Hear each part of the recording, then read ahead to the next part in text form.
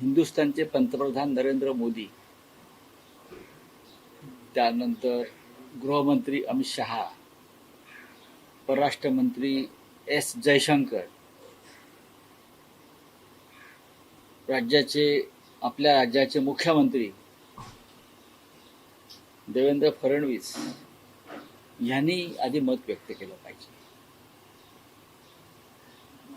हा हिंदुस्थान म्हणजे एकेकाळी 11 वर्षापूर्वी जगातला एक सर्वोत्तम देश होता असं मानलं जायचं. आणि नरेंद्र मोदी आल्यापासून किंवा भाजपचं सरकार आल्यापासून या देशाचा जर नरक झाला असेल तर या देशाची 140 कोटी जनतेला नरेंद्र मोदींनी नरकात ढकलल्या, फक्त अमेरिकेतल्या लोकांना नाही, असं कटू सत्य अमेरिकेचे राष्ट्राध्यक्ष व नरेंद्र मोदींचे मित्र माय फ्रेंड डोनाल्ड, बरं का, डोनाल्ड हे त्यांचे फ्रेंड आहेत, भारताचे आहेत की नाही मला माहीत नाही, तर माय फ्रेंड डोनाल्ड यांनी हे कटू सत्य जगासमोर मांडलेलं आहे. आणि त्याच्यामुळे ह्याच्यावरती भारतीय जनता पक्षानं नरेंद्र मोदींनी आता तरी एक पत्रकार परिषद घ्यावी आणि हा देश नर्क नसून नंदनवन आहे हे सांगावं.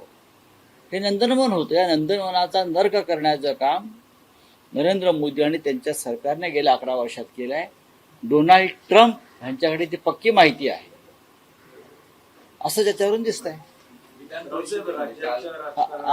राज्याच्या राजकारणातला विषय आहे की विधान परिषदेसाठी काँग्रेस एनसीपी दोघांचाही पाठिंबा उद्धव ठाकरेंना. पाठिंबा हा शब्द चुकीचा आहे. माननीय उद्धव ठाकरे यांनी काय स्वतःची उमेदवारी जाहीर केलेली नाही. उद्धव ठाकरे यांनी जाहीर केलं का मी उमेदवार आहे मला पाठिंबा द्या. पण राऊत साहेब, पण काँग्रेस एनसीपीचं म्हणणं आहे की उद्धव ठाकरे उमेदवार असतील तर ही निवडणूक बिनविरोध होईल, कारण ते एकमेव व्यक्ती आहे महाविकास आघाडीत जे सध्या या जागेसाठी अत्यंत योग्य आहे. हा, काल काँग्रेसचे अध्यक्ष हर्षवर्धन सपकाळजी मातोश्रीवर आले, त्यांनी उद्धवजींशी सविस्तर चर्चा केली. फक्त विधान परिषद या एका मुद्द्यावर चर्चा केली नाही, तर भविष्यातल्या अनेक घडामोडी, महाविकास आघाडी म्हणून आपल्याला भविष्यात काय पावलं टाकावी लागतील, येणाऱ्या लोकसभा असतील किंवा अन्य काही निवडणुका असतील, एकत्र काही संघटनात्मक कामं, या संदर्भात चर्चा झाली. आणि त्यांचा आग्रह होता की विधान परिषद निवडणुकीची जी काय भूमिका आहे ती काँग्रेसची भूमिका अशी आहे की राज्यसभेला शरद पवार यांच्यासारखा एक महत्त्वाचा नेता आपण सगळ्यांनी पाठवला. विधान परिषदेच्या एका जागेसाठी उद्धव ठाकरे साहेबांनी जावं ही आमची भूमिका आहे.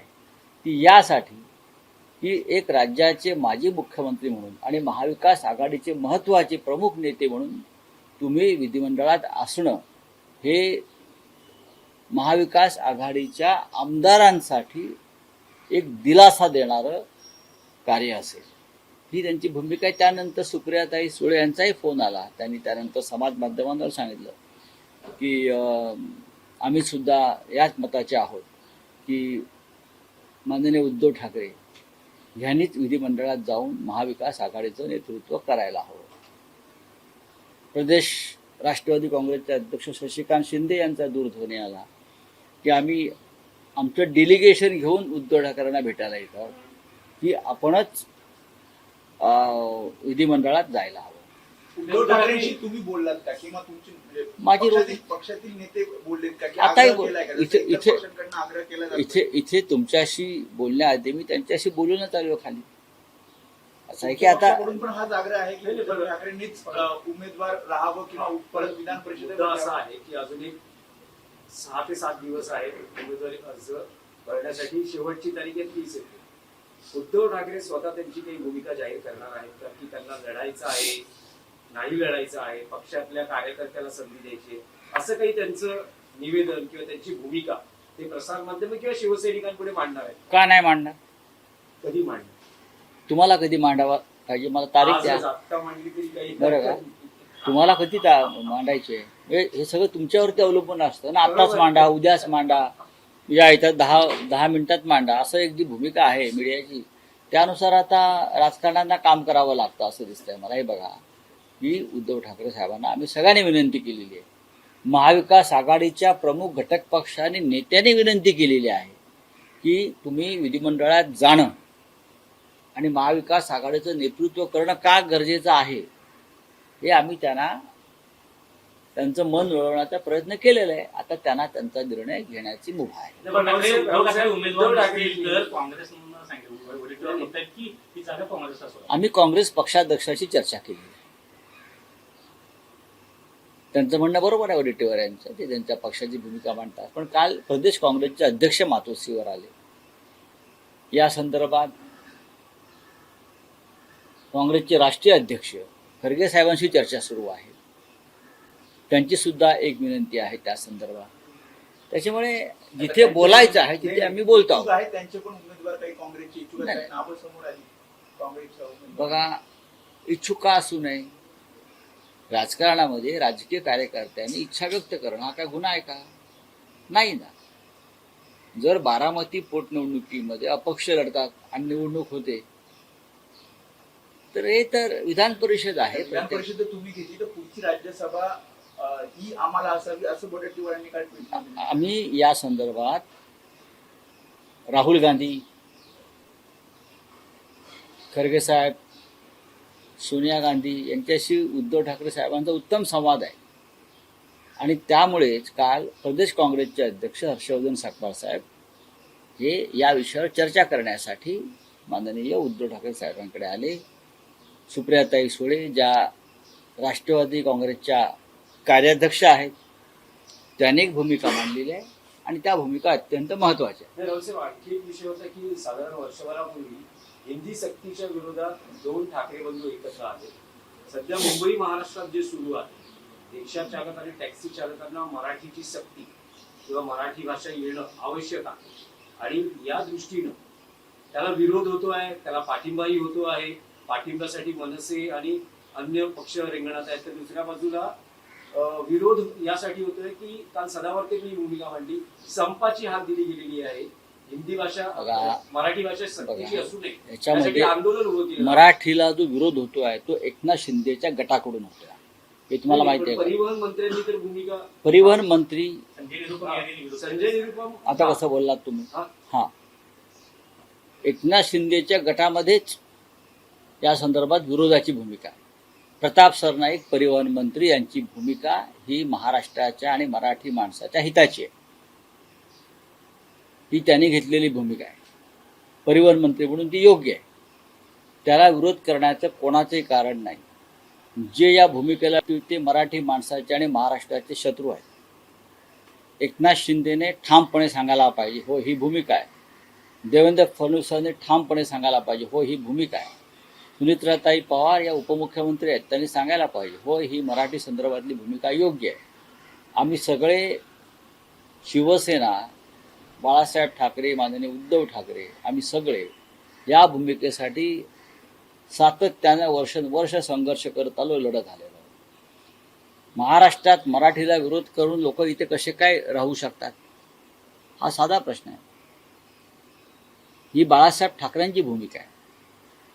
तुम्ही ज्या राज्यामध्ये आहात त्या राज्याची भाषा तुम्हाला येणं गरजेचं आहे. हे त्यांचं म्हणणं फक्त मराठीपुरतं आहे का? नाही. हे त्यांचं म्हणणं प्रत्येक राज्यातल्या त्या मातृभाषेविषयी आहे. मग महाराष्ट्रामध्ये या मुंबई शहरामध्ये, महाराष्ट्राच्या राजधानीमध्ये तुम्हाला मराठी यायलाच पाहिजे. राज्य सरकार, केंद्र सरकार वारंवार नारी शक्ती असं म्हणतं. महिला बालविकास विभागामध्येच महिलांसाठीच्या योजना ज्या आहेत त्यामध्ये प्रचंड भ्रष्टाचार असलेलं पाहायला मिळते. काही योजना ज्या आहेत त्या केवळ कागदावर आहेत आणि केवळ पैसे. नारी शक्ती वंदना हे ढोंग आहे भाजपचं. भाजपचं जे आहे नारी शक्ती वंदना हे ढोंग आहे. नारी शक्तीची एवढीच काळजी असेल तर राज्याच्या मुख्यमंत्रीपदी एक महिला नेत्याला त्याने बसवावं. पंकजा मुंडेंना बसवावं. आणि केंद्रामध्ये सुद्धा प्रधानमंत्र्यांनी पंतप्रधानपदी एक महिला नेत्यांना विराजमान करावं. आपोआप नारी शक्तीला ताकद मिळेल. वोटिंग परसेंटेज बढ़ गया तमिलनाडु और पश्चिम बंगाल में, और कहा जा रहा है कि इंडिपेंडेंट के बाद पहली बार ऐसा हुआ है, और इसमें भी जो महिलाएं हैं उनके वोट ज्यादा आए हैं. 92% वोट पश्चिम बंगाल में. 84% तमिल। और तमिलनाडु में लगभग 84-85% तमिलनाडु में है। ये बात सही है कि एक तूफान आया और ये तूफान में इस प्रकार की वोटिंग हो गई है। उसका एक कारण जिस तरह से बंगाल में एसआईआर का जबरदस्ती हो गया है, ये भी एक कारण है। लोगों ने जमकर वोटिंग किया। अगर आपने 70 लाख वोट काट दिए हैं तो हमने 70 लाख ज़्यादा वोट दे दिए ममता दीदी के फेवर में।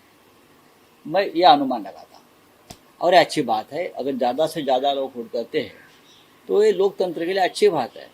लेकिन इस बार पश्चिम बंगाल में क्या किया बीजेपी ने और सरकार ने, आपको मालूम होगा। देश में जहाँ जहाँ बंगाली लोग हैं वो सबको सरकारी खर्चे से पश्चिम बंगाल में लाया गया, चाहे वोटर हो या न हो, सबको लाया गया और सबको कहाँ वोट करो। पैसे की बहुत बड़ी डिस्ट्रीब्यूशन भी हो गया, सब देखा है हमने। सर, मराठी अनिवार्य को लेके अलग अलग पार्टियों की अलग अलग भूमिका है।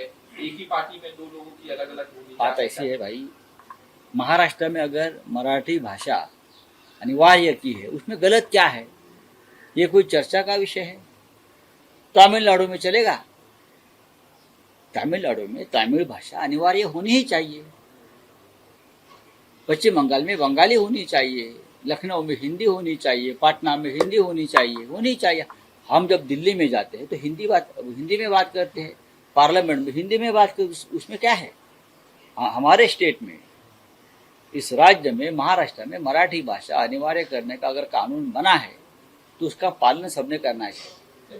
प्रदर्शन कर रहे हैं ऑटो टैक्सी वाले, कह रहे हैं कि उसका मतलब है आप यहाँ ठीक से और प्यार से और कानून से जो हम आपको रोजगार ये राज्य दे रहा है उसका सम्मान नहीं कर रहे हैं ना।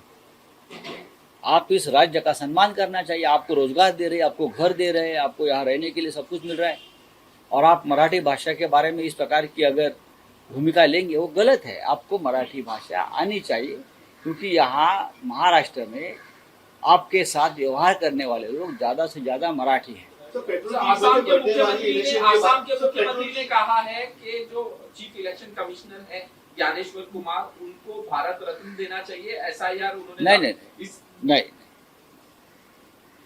गलत है। उनको नोबेल पीस प्राइज देना चाहिए। भारत रत्न बहुत छोटा उनके लिए। बीजेपी की इतनी सेवा करने के बाद सिर्फ भारत रत्न मिलेगा तो ये बहुत उनका अपमान होगा। भारत रत्न नहीं। मैं असम के मुख्यमंत्री को कहूँगा क्या दिल्ली में आइए और प्रधानमंत्री को कहिए कि जो नोबेल प्राइज कमेटी है उनको लेटर लिखो, और ट्रम्प को भी बोलो आप भी लेटर लिखो ज्ञानेश कुमार के लिए, और उनको नोबेल प्राइज देना चाहिए। इतना बड़ा काम कर रहे हैं, बीजेपी की इतनी सेवा कर रहे हैं, बाप रे बाप। पेट्रोल कीमत करने वाले इलेक्शन के बाद ऐसा कहा जा रहा है, और जहाज जो पकड़ा गया था इसमें कोई विदेशी से काम नहीं कर रहे, तो क्या करना चाहिए? अब ये काम जो है पॉलिटिकल पार्टी का तो नहीं है ना, उसमें से मार्ग निकालने का। ये काम सरकार का है। ये काम मोदी पश्चिम बंगाल में बिजी है। मोदी जी है कहाँ? मोदी जी कलकत्ता में बैठे दीदी वो दीदी करके गाना गा रहे हैं। उनका काम है ये। चुनाव को लेकर और भी बातें हैं, पॉलिटिकल बातें हैं, महाविकास आघाड़ी की बातें हैं। तो स्टेट कांग्रेस के अध्यक्ष जो है हर्षवर्धन सकपाल साहब, वो कल मातोश्री पे आकर उद्धव ठाकरे साहब से बहुत सी विषय में बातचीत की। उसमें से एक विषय है कि जो चुनाव है विधान परिषद एमएलसी का, उस बारे में उनका आग्रह है कि उद्धव ठाकरे साहब ने ही फिर एक बार विधान परिषद में जाना चाहिए। अब चर्चा उसमें होगी और विचार करेंगे हम। आज नरक कहाँ, तो देश को नरक बनाने वाले जो सरकार यहाँ 11 साल से बैठी है, डोनाल्ड ट्रम्प तो हवा में तो बात नहीं करेगा ना, उनको आदत है हवा में बात करने की। लेकिन 140 करोड़ वाले एक देश को प्रेसिडेंट ट्रम्प अगर नर्क बोलता है, उनके पास इस देश में क्या हो रहा है उनकी जानकारी है, खबर है।